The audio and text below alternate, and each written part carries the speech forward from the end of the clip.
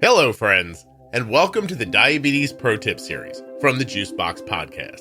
These episodes have been remastered for better sound quality by Rob at Wrong Way Recording. When you need it done right, you choose Wrong Way. WrongWayRecording.com.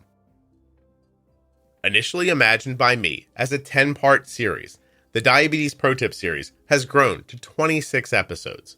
These episodes now exist in your audio player between episode 1000 and episode 1025.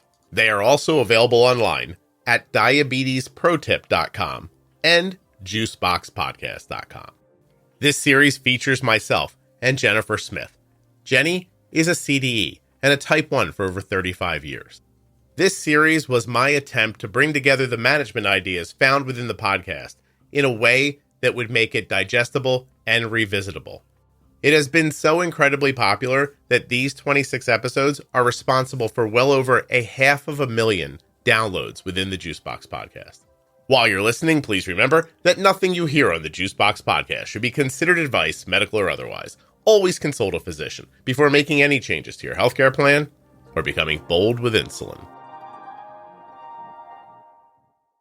This episode of the Juicebox Podcast is sponsored by Ascensia Diabetes, makers of the Contour Next Gen blood glucose meter. And they have an amazing offer for you. Right now, at my link only, contournext.com/juicebox free meter, you can get an absolutely free Contour Next Gen starter kit. That's contournext.com/juicebox free meter. While supplies last, U.S. residents only. The Remastered Diabetes Pro Tip series from the Juicebox Podcast is sponsored by Touched by Type 1. See all of the good work they're doing for people living with type 1 diabetes at touchedbytype1.org and on their Instagram and Facebook pages. This show is sponsored today by the glucagon that my daughter carries, Gvoke HypoPen. Find out more at gvokeglucagon.com/juicebox. Every time I think there's nothing more to do for the pro tips, then somebody asks something and I think, no, that would work there too. And I'm glad. There is the variables in life that I think will always bring in something to discuss in terms of what it could be in diabetes, like management. Yeah, no, I'm really happy. I'm really happy to hear from people because I think that others' perspectives can make me go, oh yeah, wow, just because that hasn't happened here doesn't mean that's not happening somewhere. And then it gives, good focus for what to do. So this is it. We're going to talk about trying to lose weight when you have type 1. As I mentioned, I think I texted back to you. I was like, this is a big topic. Mm-hmm. It's not just like 5 minutes of, well, just go out and start running. I mean, it's kind of like a rabbit hole, honestly. All right. I mean, there are many different like little avenues to kind of talk about. And you had a lot of really good questions that came in, or like comments about, gosh, I don't understand this, or why isn't this quite right, or whatever. So yeah, yes, we can get it's a great topic. So I'm going to have very little to say here probably. And I apologize for that. I guess this is the time we pretend like I just came on your Zoom and I'm like, hey, can you help me? And then you just talk. But what's I mean, where do you think we should start? Because to me, I think we should start at the idea that people correlate taking insulin with gaining weight, and they don't think about calories and that. Right. Go. Hi, Jenny. Go. Can you help me, please? Yeah. Well, maybe. I don't know. I know it's a good place to start in terms of like one thing that everybody with diabetes specifically thinks about is that it's insulin. And I think a good place to even go with why does that start is it's often something that a practitioner will tell people. Mm-hmm.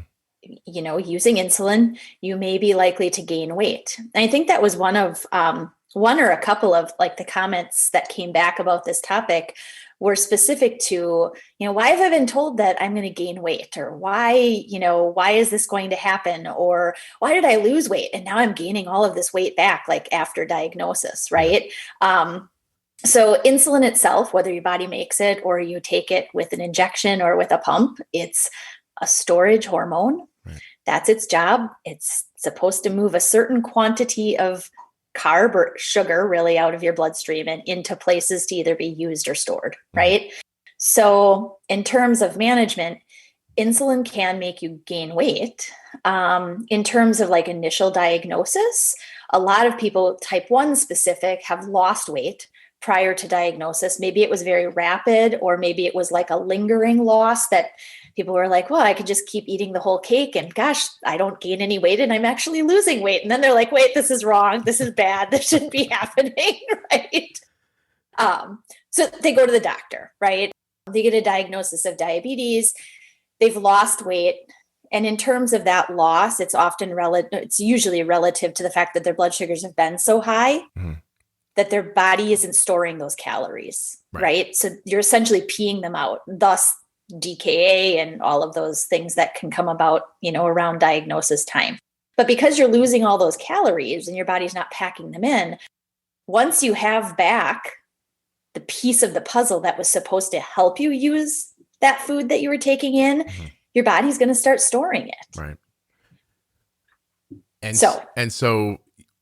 And that is the one confusion you see from newly diagnosed people. It's like, I don't understand. I lost all this weight, and they don't understand the function of it. So explaining the function of it, I think, is great. I think boiling it down into one simple idea is that you were dying and and your body is using itself up and not storing at the same time, trying to stay alive.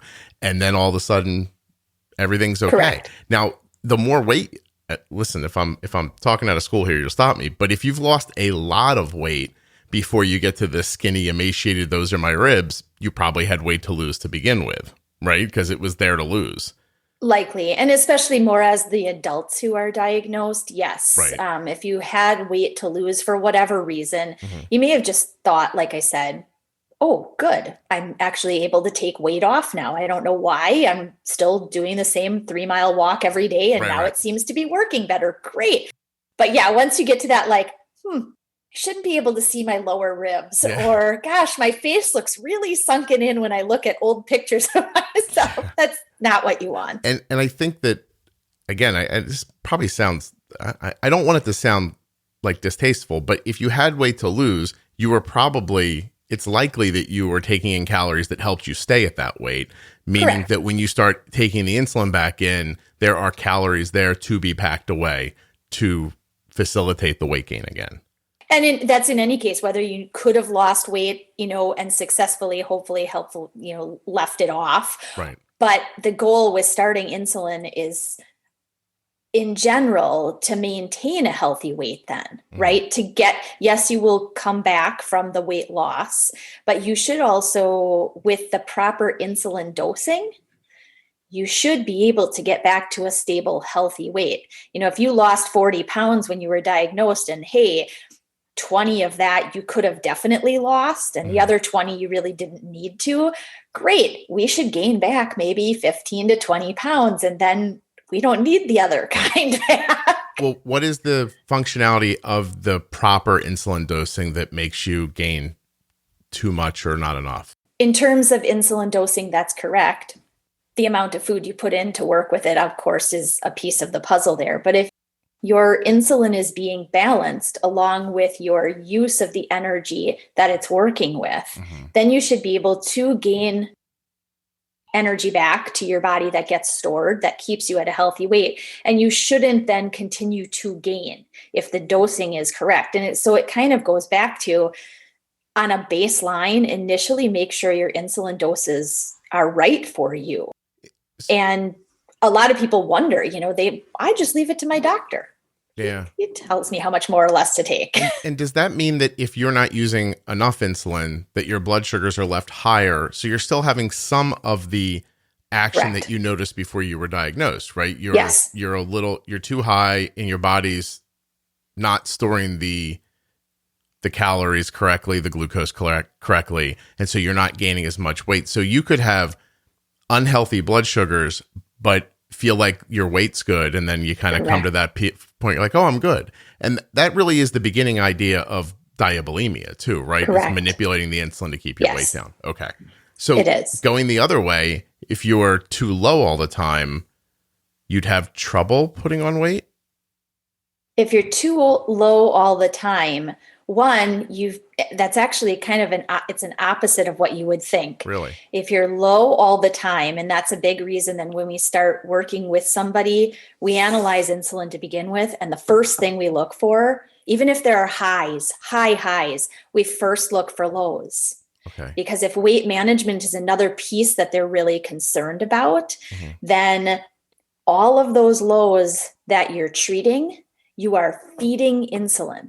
And you're feeding insulin, which ends up packing away the excess that you're taking in, and you maintain a weight that you don't want, or you keep gaining weight that you don't want. So this puts you in the position of having to look at carbohydrates as medicine and being scared because you're low, taking way more than you need, and then suddenly you're bounced back up again. And maybe you've got enough insulin in there to handle the carbs for your blood sugar, but you've taken in way more calories than your body wants. Got it. Okay. Yeah. Yep. So that insulin it's kind of the key place to start, really. Okay. And, and then a lot of people ask, well, how much insulin should I really be on? How is this enough for me? Is that enough for me? I know we just talked about that kind of in depth in another episode, but really, figuring out about how much insulin you need based on a weight to begin with, that's kind of a starting place that you could go to. How much total daily insulin are you using right now? What's your current body weight, et cetera? Should you be using this much insulin? Is it taking this much more insulin to counter things? Or are you using a heck of a lot more, let's call it bolus insulin, right? But you see that your bolus insulin is for a lot of corrections. And when you're looking at your data, you can see that the corrections are following lows. There again, more insulin than you really need. And thus your body is going to pack away by allowing the insulin to use up the food. It's funny because I wasn't 100% sure what you were going to say today. And yet I feel like we're into this situation again where the podcast should maybe be 3 minutes long and it should say, limit your variability, use the right amount of insulin. And it kind of addresses so many things. I know this isn't weight loss specific, but let me just ask you one question. How many people, what percentage of people do you think, just a guess, are getting to reasonable outcomes by mistake? Like they're bolusing too much, but they're eating on time and their basal's too low and it works out, or their basal's too high and they eat before they get low and they don't have to bolus too much. And how many people are getting there the wrong way, but it seems like it's working, and then have underlying issues that they don't recognize? I wouldn't say it's anywhere near a majority of people. Okay. Honestly, I'd say it's a small percentage of people who have figured out insulin needs, even though the dosing strategy that they're using might be wrong. Like you said, maybe there's way too little basal, but they're offsetting it with boluses, and maybe the little amount of basal they're using is right for their overnights, and that's why it looks stable, or, vice versa, whatever. But I don't think that's the majority of people. I think the majority of people who are having issues with blood sugar fluctuations that they don't want, and also likely are having some issues with weight management of some type, it's a start of, let's look at what the initial factor could be, insulin. Okay. And then you move on further, and, lifestyle is a big part of it, obviously. Right. So then we look at things like calorie intake. And I think some of the questions that came in were kind of, around that. Well, I've run a calorie deficit and I've run myself ragged going to the gym, or, exercising 90 hours a week or whatever, and it's still not working. But and then, there's the fasting component and all of these things that people try to put into the picture. But from the standpoint of calorie, your calorie needs should meet your baseline kind of need in general. And then if you're working out on top of that, or, a training athlete or whatnot, then calorie needs go up. But at a minimum, there is kind of a minimum on average that needs to be there. It's about 1,000 calories a day, give or take, person to person. But when you start dipping below that, oftentimes what ends up happening is your body conserves because you're not meeting a need. Right. And then you wonder, well, I'm at a deficit. Why am I not losing? Because your body thinks you're lost on a desert island and it doesn't, it's trying to hold on to everything you put inside it. Exactly. I've had that problem where by eating more food, I've lost weight, and eating less, it didn't impact me as a fact. In fact, it sort of made me go the wrong way. So, okay. So if someone asks you, is it not as simple as, hey, I need to lose weight. Can you tell me where to start? Is it really person to person? Like, because what do you have to do first? Like think about if you were listening to this right now and you could be any of the varied people who are listening, like where do people start? I would definitely say first might even be an analysis of where are you and where do you want to be, or where have you been weight wise, right? Okay. What's your goal to get to, and how much more are you above that than you want to be? And also in that time frame, it goes back to insulin analysis. If you've gained weight, as many people have in this past year, if you have gained weight, but your insulin doses haven't really shifted, therein lies a piece of the puzzle too, right? Usually for about a 10% change to your baseline like weight, you're probably going to expect a need to change your basal and your bolus ratios by about 10% as well, to be more aggressive and to take into consideration that gain. Now, when people are looking for loss, they're like, yeah, but I don't want to use more insulin because that's not going to work. And they think insulin put the weight on them. Correct. Okay. Gotcha. But really they need to first manage their blood sugars. Right. And then they can start working on whittling away or whittling back. And some of that comes into, okay, let's look at the lifestyle things. Okay. Let's look at, are you exercising or are you active enough? Does your calorie intake meet what your actual need is? Where can we whittle away some things so that weight comes down? And along with it then, as you do lose, the same thing happens with insulin. Your insulin doses should be adjusted back based on loss. You are making me think so strongly about when somebody comes to me and says, hey, I just got diabetes and I play a sport, or my kid, is on the team and we're so worried about this. And I very badly don't want to give them a Band-Aid answer about how to get through the sport. I want to tell them, let's take the time now and get your insulin right so that during the activity, there really isn't any issue.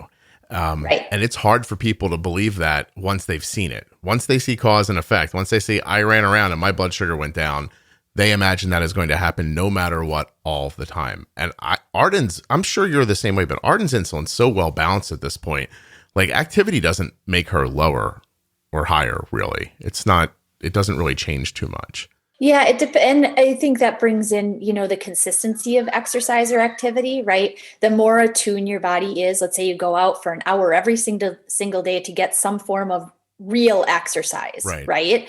Your body gets used to that. So initially you might see that your insulin needs drop off within the hours of the active time, right? And maybe even stretching several hours later, depending on what you did. But over time, that impact is lessened. You will usually need to be less aggressive with insulin adjustment, or maybe not at all. I mean, I can typically take my kids to the park and not really worry too much about that unless I know I'm really going to run around crazy with them and I likely have insulin on board. Right. So then something needs to be, offset. But so yeah, I mean, once you get to the point of like lifestyle adjustments and a base insulin that's working, your fluxes in insulin dose then will be minimized.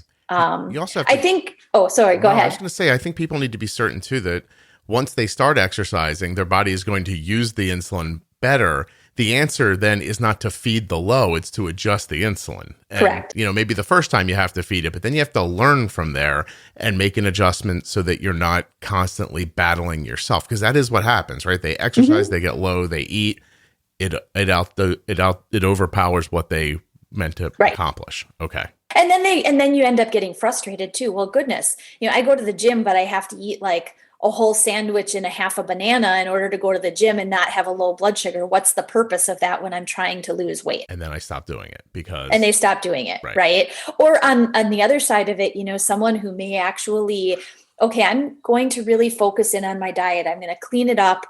I'm going to, cut my macros down and actually meet the caloric need that I'm at right now. Mm-hmm. And then what they end up with many times are lows, especially the cleaner the diet gets and the more accurate intake of calorie value is for that person, your insulin needs will actually come down sooner. Yeah. So to avoid lows and needing to treat in the time period where you're really trying to be, let's say, just take your insulin doses down by maybe, even it's just your basal, take it down by maybe 5 to 10% across the board. Okay. So it's get your insulin right. So it's understand diabetes first. Mm-hmm. And then it's the normal stuff we all talk about. It's being active, getting your heart rate up. A sedentary lifestyle leads to more resistant blood sugars, which leads to more insulin, which probably leads to more lows because you get out of balance blood sugars. And what you just said about clean eating, we don't really talk about it. Like if we were all out in a field, okay, let's just say this. If it was 400 years ago and somehow insulin existed, but we were still just farming and breakfast might be an apple you found on the ground, and maybe on Wednesday, if you're lucky, the guy up the street kills an elk and we get a steak, right? Like if we were still eating like that and we had man-made insulin, people would not be using nearly as much insulin as they use now. Jenny just Goodness. is like, oh no, not at all. I mean, if you were living on like berries that you picked along the trail that you were tracking the elk on, and then you stopped and you ate some of the watercress, get your vitamin C out of the like stream that floated by or whatever. No. You might not need as much insulin, right? So, no, you wouldn't. You're also active level that, most like, let's call them, cave dwellers or whatever at that point of life, right? Activity was part of your day. They didn't have a gym that they went to. Yeah, moving. Their hunt for the bison, man, was like activity. I bet you running from a mountain lion burns carbs. What do you think? What do you think? Betcha it does. Exactly. Yes. So I guess my point is that while I'm not telling anybody how to eat, and I'm not certainly telling you that my daughter's counting macros or anything like that, processed foods, right? Man-made foods, stuff that comes in bags, oils that don't belong in your body, all the stuff that we consume all the time that we're not aware of, it's making your variability greater, and it's making it more difficult for you to use insulin. True. In fact, I've also kind of heard people, and there's truth to it. The Remastered Diabetes Pro Tip series is sponsored by Ascensia Diabetes, makers of the Contour Next Gen blood glucose meter, and they have a unique offer just for listeners of the Juicebox Podcast. If you're new to Contour, you can get a free Contour Next Gen starter kit by visiting this special link, contournext.com/juicebox free meter. When you use my link, you're going to get the same accurate meter that my daughter carries. contournext.com/juicebox free meter. Head there right now and get yourself the starter kit.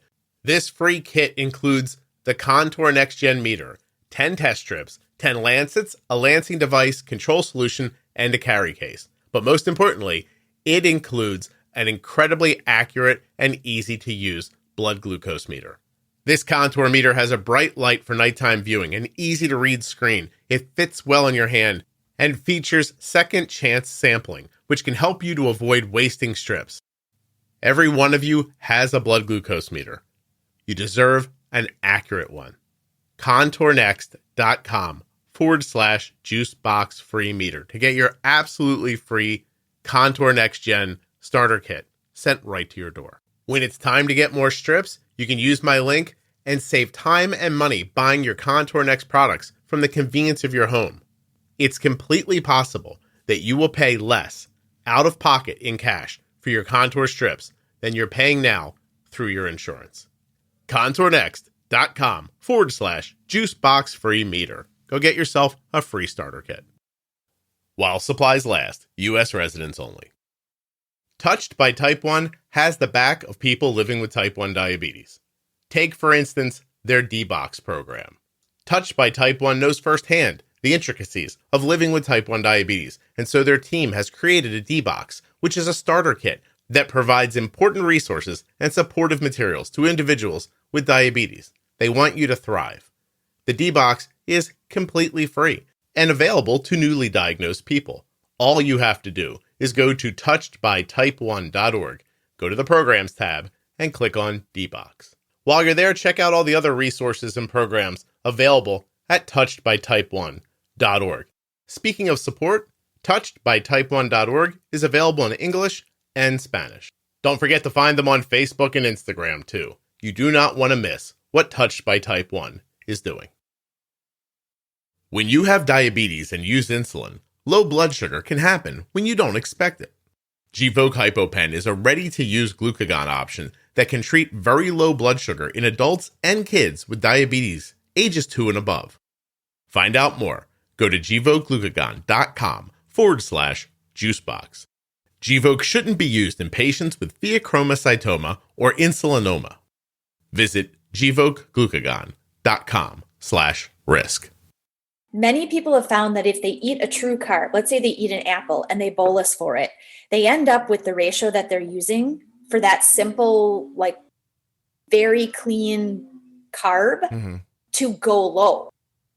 Okay. And then when they mix it up and let's say they have potato chips or something along with the apple, or they have something, more processed along with it, their carb count ends up looking clean. Like, okay, it comes out, I don't get low later, so what gives?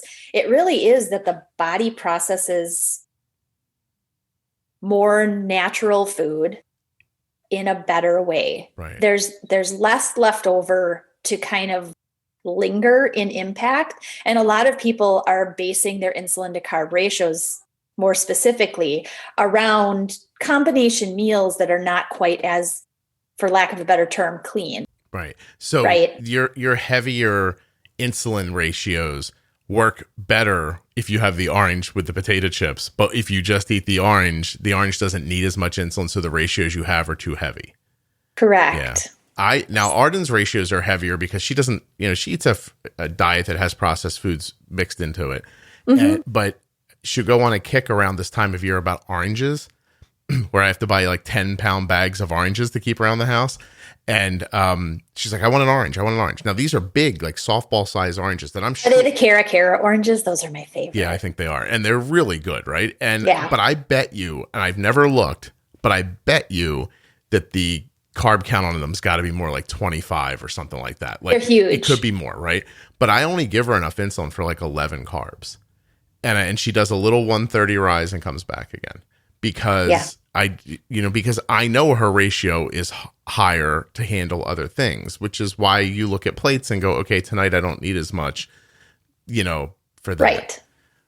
But this is not going to be a satisfying, people just want to hear like, please just tell me what to do and I'll do it and this will work. But nobody wants to hear, I guess this. I know I don't. Like, you know what I mean? I don't have diabetes. And as I'm listening, I was like, oh, this is how I would lose weight too, huh?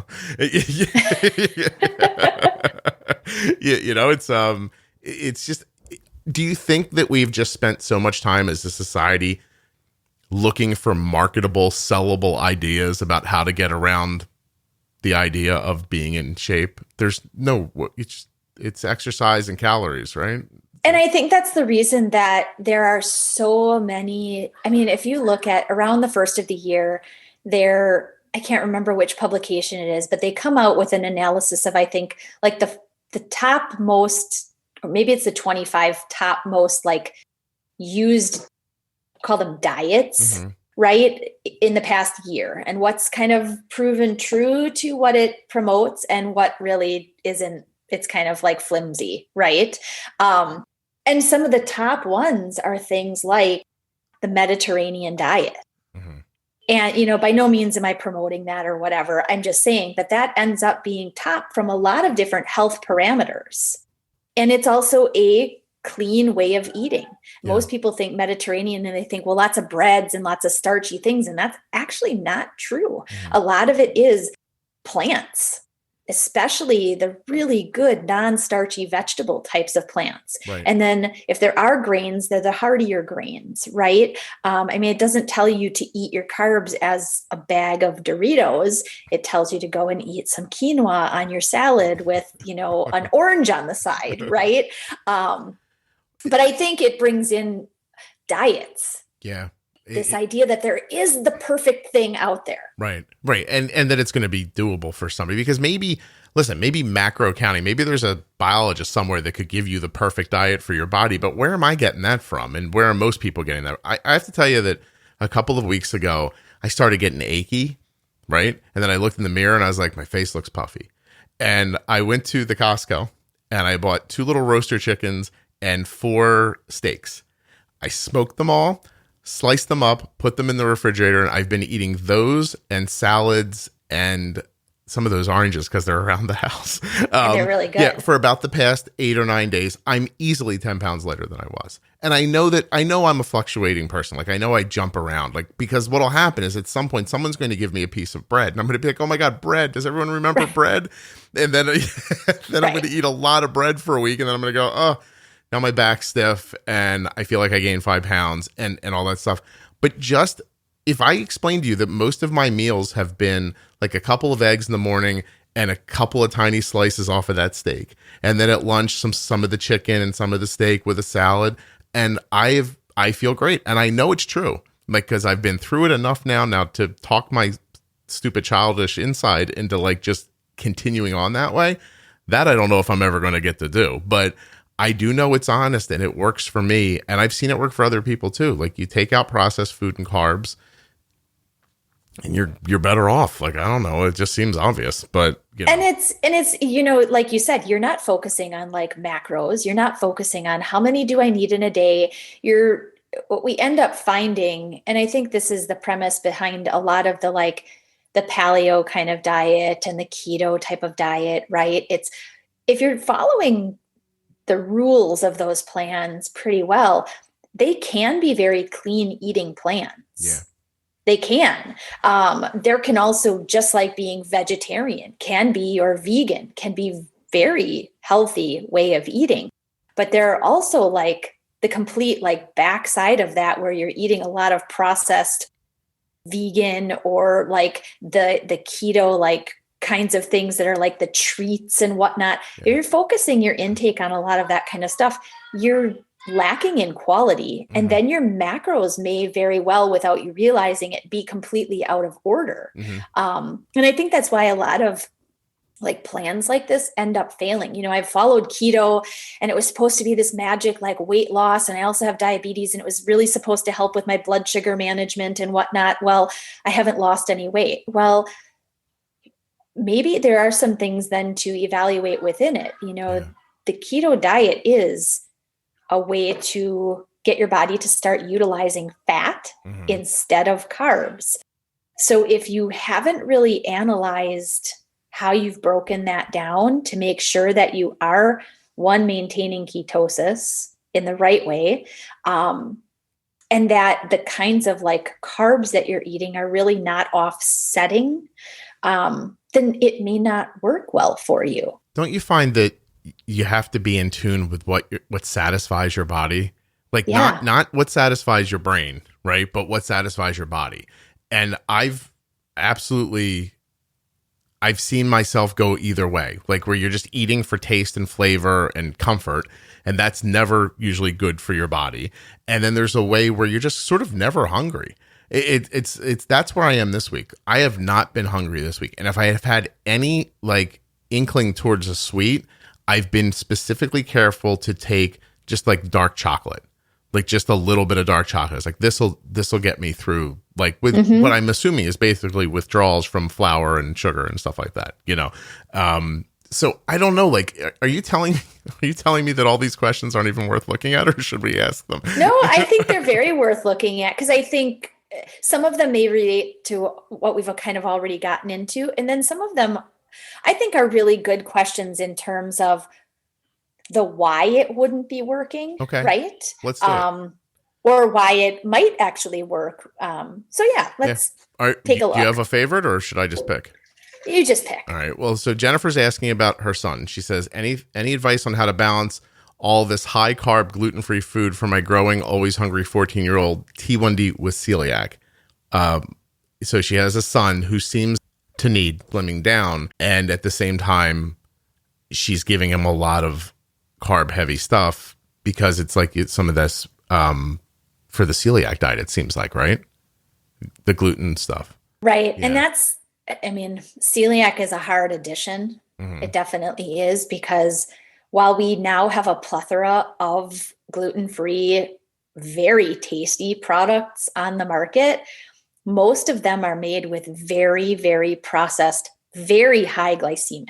I mean, higher glycemic than even your wheat-based bread, type of pasta, whatever it might be. Yeah. So when you start processing things like rice into a flour or, potato into a flour, you have a quicker digestive component to that. Mm-hmm. And it raises the blood sugar faster. Its glycemic index is just high comparatively.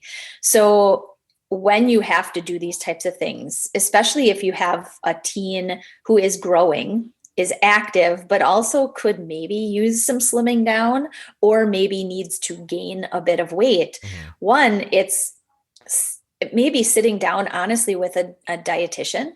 Right. To see what are my child's growing nutrition needs right now. Are we, keeping kind of a log a couple of days of what are they really intaking? And then looking at what their nutrition needs should be for the point in life where they are. Mm-hmm. Are they moderately active? Are they heavily active? Are they kind of couch potato video gamers? What is it? And what do they need? And then looking at the kind of food that you put into their caloric need. Right. Again, I mean, parents are typically the purchasers of the food in the house. Yeah. Give or take. You don't think this 14-year-old's got a credit card? Yeah. No. I mean, and my kids, gosh, I mean, if we walk down the aisles in a grocery store and they see like the pretty packages and, we don't eat cereal, so I don't go down the cereal aisle, but they'll always have something on like an end cap, mm-hmm. At the grocery. And you're like, especially my 8-year-old, you'd be like, boy, that looks really good, Mom. I'm like, yeah. And it's not really good for your body. So. That's why they have to make the picture so nice. My poor kids, right? I know. And he's like, "There's no fun here. Stop it." Well, so I think from that standpoint, you have to look at what is the child in need of. Are you meeting it? Are you creating excess? And then potentially from a gluten-free standpoint, finding substitutions that can be fit in to meet his tastes. Because all kids and teens are different, as much as you want them to eat asparagus, they might not. Yeah. So, Right. So you have to be, listen, I know if you've been listening for a while, you know that it took me a while to diagnose my low iron thing years ago. And during that, a doctor made me eat like gluten-free for a month. And I gained a lot of weight because I went out and bought all these gluten-free items. And somehow in my mind, I was like, gluten-free equals health. That's how it felt to me. So I was like, oh. It felt like 0 calorie stuff when I was going in, and man, it was just not. I think if Jennifer was me and I didn't know what I was doing, I think I'd introduce like lower carb, more meat friendly like meals. Like that's what would occur to me first, right? Make some chicken, make some steak, put it with a salad or a vegetable, and maybe cut down on carbs. But then you got to remember, like we spoke about earlier, not to dose it as harshly as you would some of this gluten-free stuff, or you're just going to create a low and you're going to then have ruin more what you did with the meat. Right. Okay. And I think, when we look at, going back to just that like clean eating idea, quite honestly, you can be gluten-free if you're choosing to not buy as much processed food pretty easily. Mm-hmm. Yeah. I mean, things like quinoa or like a wild rice or even like a brown rice or that's 100% gluten-free. Yeah. It's the fun stuff where it causes you a problem. Right. It's not taking it out of the diet. It's just that, and I know the struggle with kids. I work with plenty of kids and teens to know that what they get at home under mom and dad influence, because this is what you're eating, turns around and it changes considerably once they start to do things with their friends, Now, gluten-free in the picture, if the child is paying attention to that and knows that they just can't have gluten, they may already then have limitations even compared to what their friends are eating, because they know that they just can't do it or they're not going to feel good, right? But in that circumstance, then it kind of takes sitting down and figuring out, well, what will possibly be there that you could have, knowing that it's still more of like a process treaty kind of thing, but also that, we're not going to do this at home, but you could have it when you're out. Right. Okay. Laura has a question. It says, is it true that insulin on board prevents the body from breaking down fat, meaning that in order to burn fat, you need to have stretches of time with only your basal insulin and no insulin on board? That's interesting. I've never heard that. Yeah, it is. I guess it's an interesting way to frame it. I mean, we know that in the overnight time period, without any food on board and on basal only, our body does get into more of that like fasting state, right? Of actually transitioning to some fat burn, et cetera, because you're on a low level of insulin. I see what she's saying. Okay. But when you have insulin on board, technically there's a reason for the insulin on board. Right. Sure. You're dosing for food. So that insulin on board should be covering food that is there. So yes, your body's processing carbohydrates, and your body is not at that point then going to be in fat burn mode. It's kind of correct in a way of stating it. Yes. I mean, the same thing for a high blood sugar that you've corrected. Now you've got IOB, and the high blood sugar indicates that there's excessive sugar there, and your body needs to process it. And as such, it's using the insulin to process it and break it down and get it in the right places. So again, technically, as long as there's not an insulin deficit in that high blood sugar scenario, and the insulin is working to get it down, then your body isn't also breaking down fats either. Then is that a vote for intermittent fasting for type 1s? It could be. And can intermittent fasting work? Right. It can. But again, a blanket statement is to say that any plan that you choose, no long-term that you can continue this. Right. The problem with the diets that are out there isn't the diet itself. In fact, there's a lot of research around a lot of the diets that proves long-term, these people have had this success in weight management and cardiovascular benefit, et cetera, but they've stuck with it. Yeah. It is I'm going to do intermittent fasting. I'm going to do the keto diet. I'm going to do the, cabbage soup diet for the next month. And once it starts kind of showing benefit, I'm having then a Twinkie. You're like, I can kind of step outside of the rules, the parameters, which are often for diets, very black and white. Yes. Do this, this, and this, but don't do this. And as soon as you do the don't do this, you've broken the piece of that plan that was getting you to your goal. Right. I found intermittent fasting the easiest to stick with, because to me, what it was as long as I don't eat after 8 and don't eat before noon. That is basically how I did it. And I have to admit, it's very effective. Now, I realized while I was doing it that Arden basically does that already without the late night thing. But she's so young, I don't think it matters, right? But she gets up in the morning and is not normally hungry in the morning. And so I've had to, over time, thoughtfully balance out how her insulin works in the morning, right? How do I come out of sleep, into feet on the floor, off to school without a rise that needs a bunch of insulin so that I don't create a low, because she really doesn't want to eat until she's done with school or till lunchtime, right? Sure. So basically, Arden does intermittent fast, except she doesn't do 16, is it 16? Wait, 18, 19, 20, yeah, 16-8. That was embarrassing. Like I have to think again. A lot of people would edit that out, but I'm not going to. She doesn't do 16-8 in as much as she probably does like maybe 14-10 10, something like that. But also she's 16, so she can, Right. She can, like, we over bolused her meal last night for dinner. We had stuffed peppers, like turkey stuffed peppers, and a salad. And my wife like swung at it really hard. And about a half hour after she ate, I was like, hey, her blood sugar is like stuck at 70. I was like, this doesn't look okay to me. Like, I think this is going to go the wrong way, And so as it started to trend away, Arden got a little light in her eye and she goes, cinnamon toast crunch, please. And so she knew she had basically pre-bolus cereal. So she was like, let's do it. And she had some of that. Had my wife gone, I'm going to guess 10 or 15 carbs less on the bolus, she hit it right on. She was so close. But that's a young kid. And Arden's also helped by other things that I think are worth mentioning here too. Because those of you listening have type 1 diabetes or love somebody who does, you really have to get your thyroid levels checked. Yeah. Like, you could be fighting against a borderline thyroid problem that's making weight loss impossible. Correct.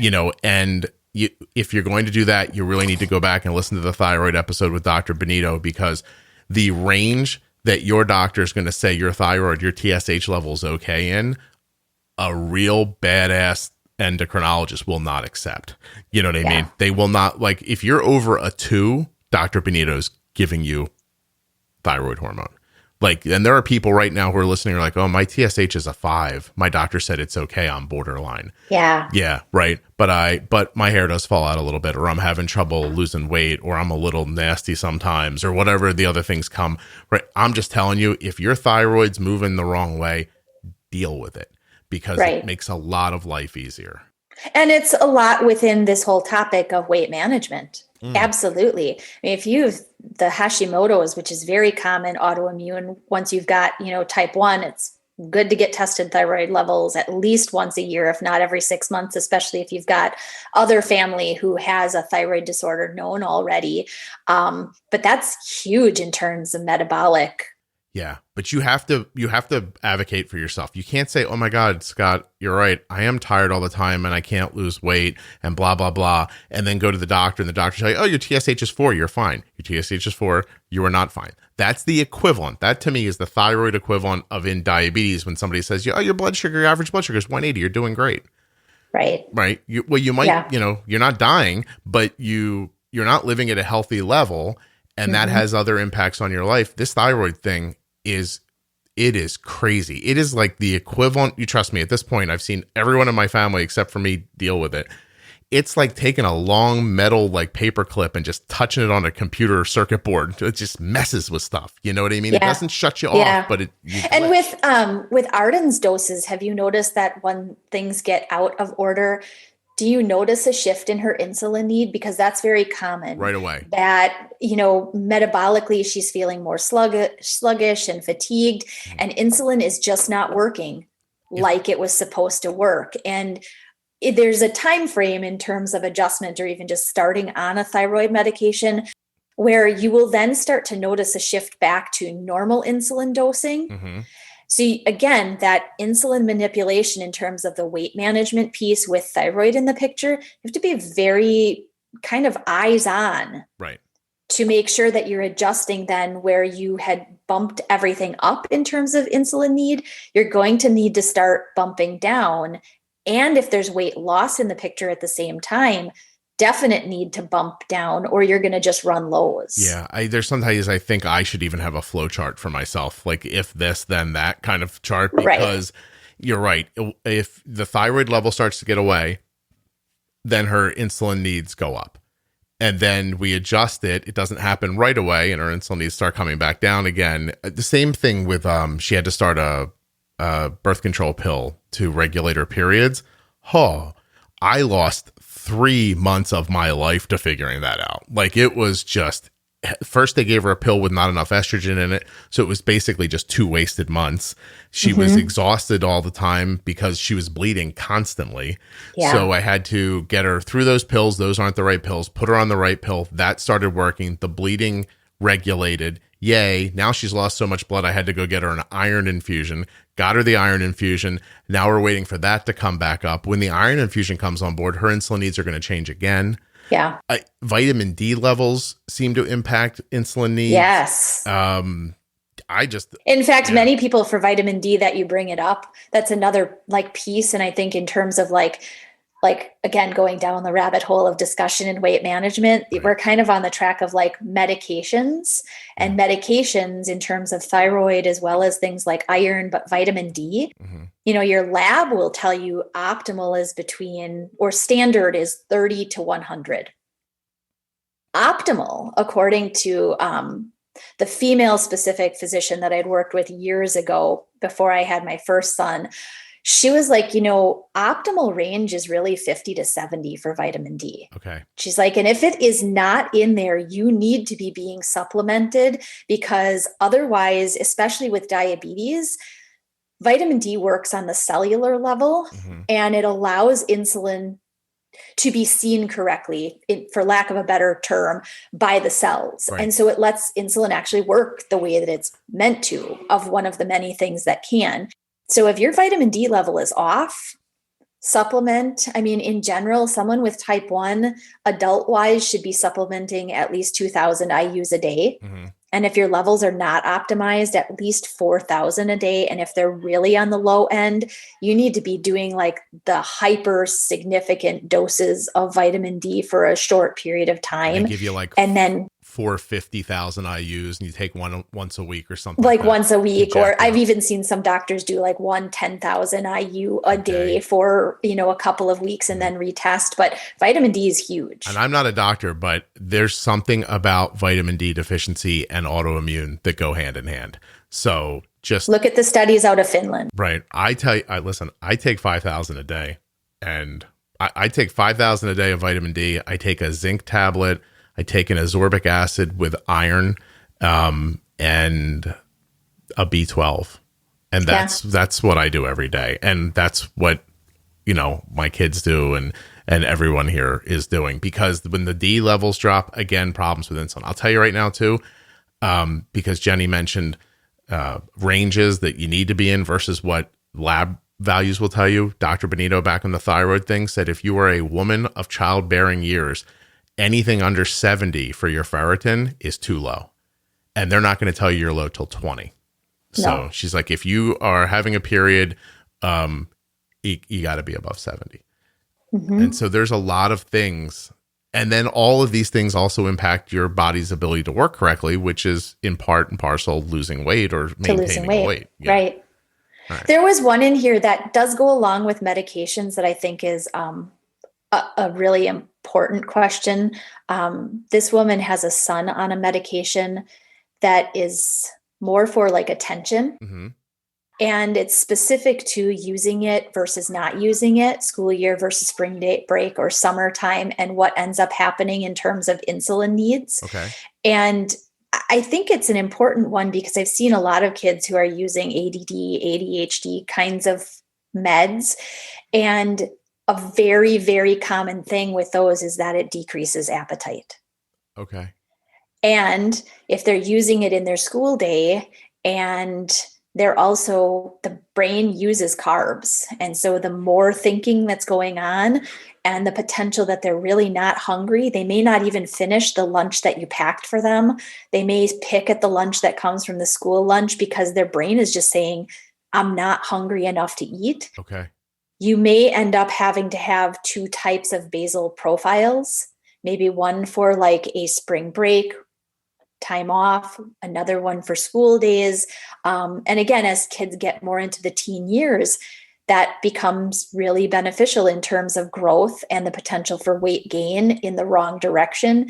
Because if you're constantly feeding lows again, or constantly adjusting insulin up and down, but it's kind of willy-nilly and not quite right on with need, it's a medication adjustment kind of thing that goes along with adjusting insulin again.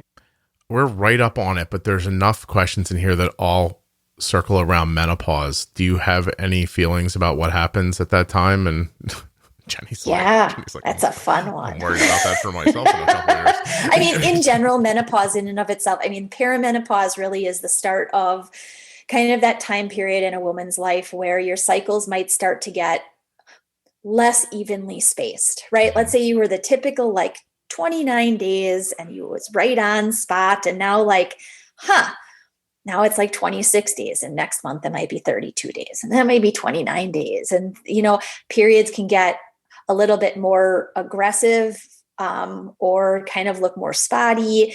But that perimenopause kind of leading into menopause, which is really a woman has not had a cycle in a 12-month time period. Okay. Right.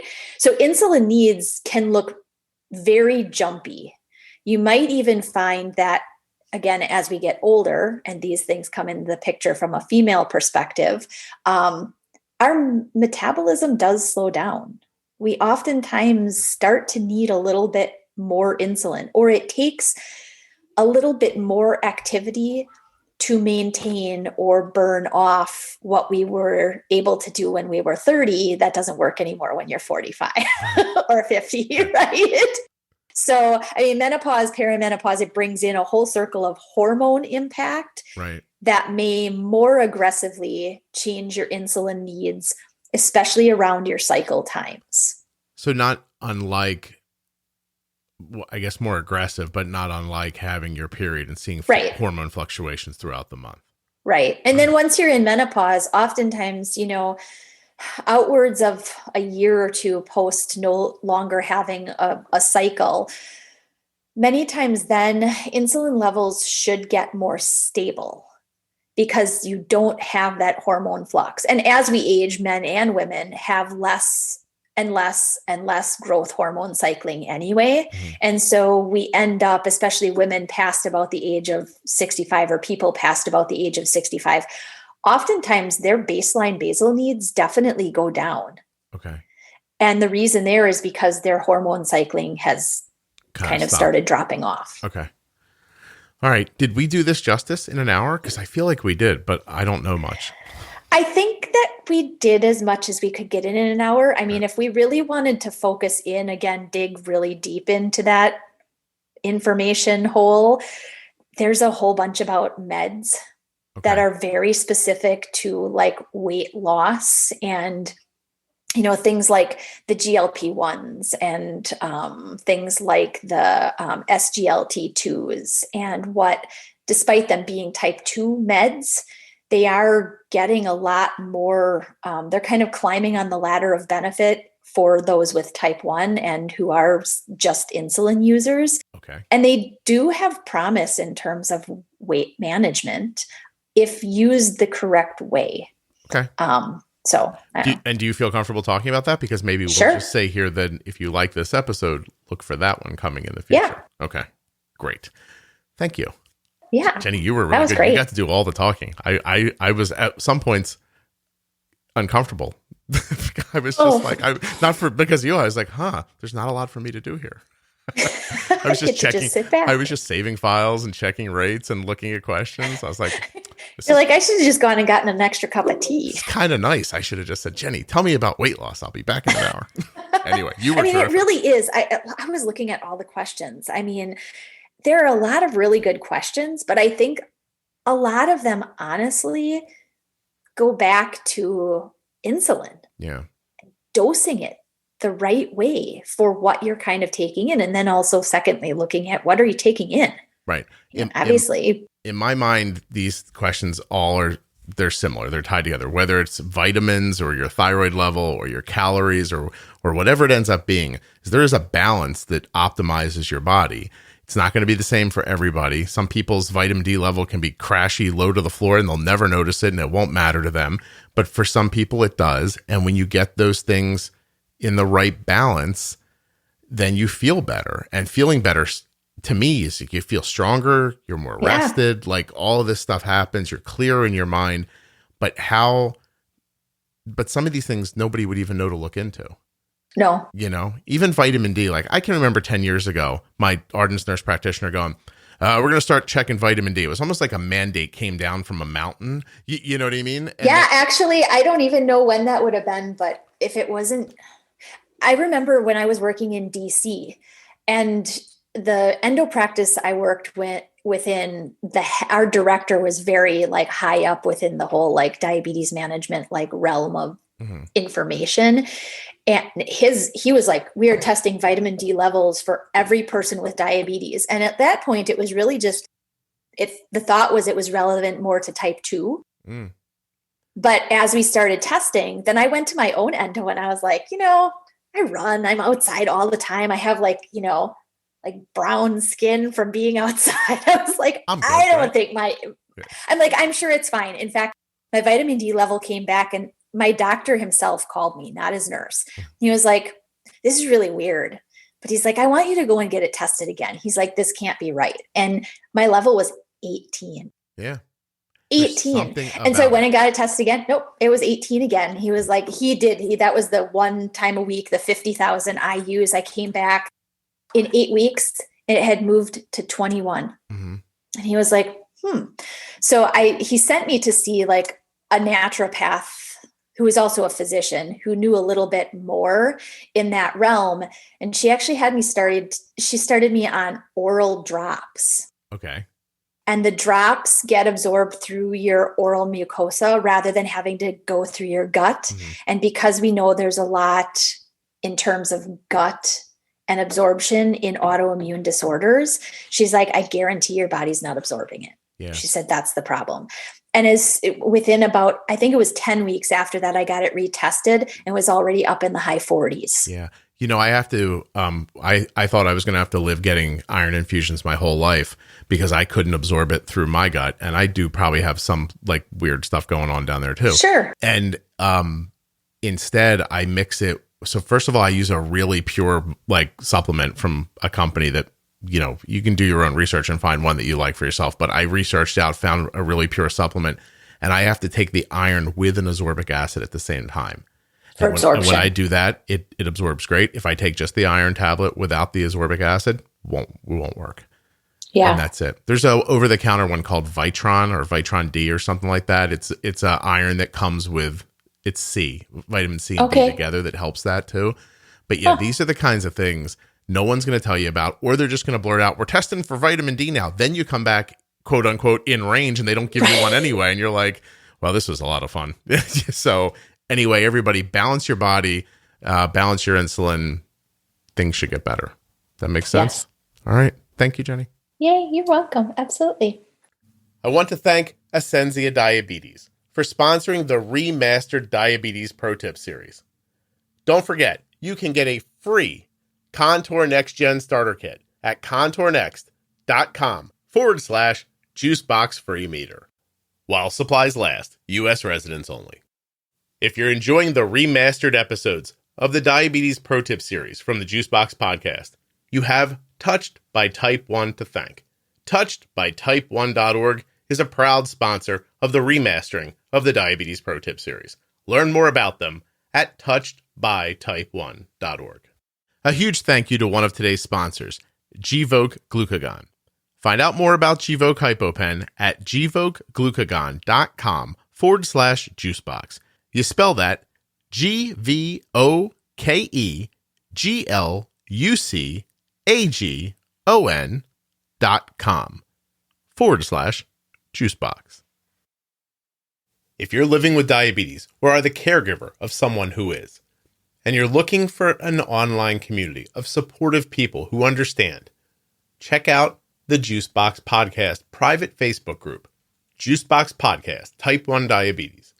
There are over 41,000 active members, and we add 300 new members every week. There is a conversation happening right now that would interest you, inform you, or give you the opportunity to share something that you've learned. Juicebox Podcast, Type 1 Diabetes on Facebook. And it's not just for type 1s. Any kind of diabetes, any way you're connected to it, you are invited to join this absolutely free and welcoming community. I hope you enjoyed this episode.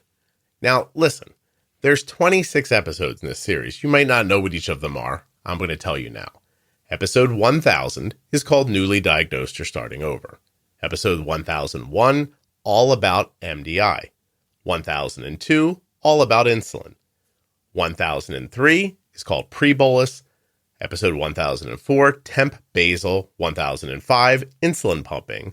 1006, Mastering a CGM. 1007, Bump and Nudge. 1008, The Perfect Bolus. 1009, Variables. 1010, Setting Basal Insulin. 1011, Exercise. 1012, Fat and Protein. 1013, Insulin Injury and Surgery. 1014, Glucagon and Low BGs. In episode 1015, Jenny and I talk about emergency room protocols. In 1016, Long-Term Health. 1017, Bump and Nudge Part 2. In episode 1018, Pregnancy. 1019, Explaining Type 1. 1020, Glycemic Index and Load. 1021, Postpartum. 1022, Weight Loss. 1023, Honeymoon. 1024, Female Hormones. And in episode 1025, we talk about transitioning from MDI to pumping. Before I go, I'd like to share 2 reviews with you of the Diabetes Pro Tip series, one from an adult and one from a caregiver. I learned so much from the Pro Tip series when our son was diagnosed last summer. It really helped get me through those first few very tough weeks. It wasn't just your explanations of how it all works, which were way better than anything our diabetes educator told us, but something about the way you and Jenny presented everything, even the scary stuff, that reassured me that we could figure out how to deal with this and to teach our son how to deal with it too. Thank you for sharing your knowledge and experience with us. This podcast is a game changer. 25 years as a type 1 diabetic, and only now am I learning some of the basics. Scott brings useful information and presents it in digestible ways. Learning that pre-bolus doesn't just mean bolus before you eat, but means timing your insulin so that it is active as the carbs become active, took me already from a decent 6.5 A1C down to a 5.6 in the past 8 months. I've never met Scott, but after listening to hundreds of episodes and joining him in his Facebook group, I consider him a friend. Listening to this podcast and applying it has been the best thing I have done for my health since diagnosis. I genuinely hope that the Diabetes Pro Tip series is valuable for you and your family. If it is, find me in the private Facebook group and say hello. If you're enjoying the Juicebox Podcast, please share it with a friend, a neighbor, your physician, or someone else who you know that might also benefit from the podcast. Thank you so much for listening. I'll be back very soon with another episode of the Juicebox Podcast. Jenny Smith holds a bachelor's degree in human nutrition and biology from the University of Wisconsin. She is a registered and licensed dietitian, a certified diabetes educator, and a certified trainer on most makes and models of insulin pumps and continuous glucose monitoring systems. She's also had type 1 diabetes for over 35 years, and she works at integrateddiabetes.com. If you're interested in hiring Jenny, you can learn more about her at that link.